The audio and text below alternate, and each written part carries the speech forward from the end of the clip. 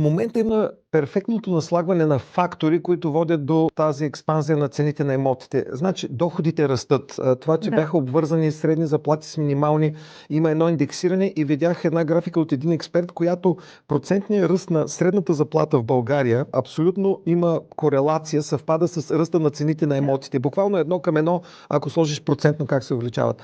Спестяванията в банките продължават да растат двуцифрено, над 120 милиарда, като домакинствата вече имат над 90 милиарда лева. Преди няколко години са били 60 милиарда. Банките са свръхликвидни. Имаше инфлация, увеличение на цени на материали, стоки и има ръст на цените на имотите и във всички държави, не е само в България. Това, което е специфично интересно за България, е, че с влизането на еврозоната, аз мисля, че през 24-25 година много хора очакваха и то едно самосбъдващо се предсказание, че цените ще скочат с 15-20 и Той сега и това е очакването. продължава да го има, да. Да, че сега ще влезем в еврозоната и имота ще поскъпне поне още 15-20%. Точно тук ми е въпросът. Първо, хората имат ниска инвестиционна култура и не знаят в какво друго да си държат парите, освен 0% в банка, доходност Или злато.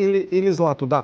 Като това, което се случва с имотите е, че наистина много хора си паркират там парите, за да не ги изяде инфлацията, така са научени и той има и стадния ефект, че много хора като ценят даден актив и той има едно свръхувеличаване.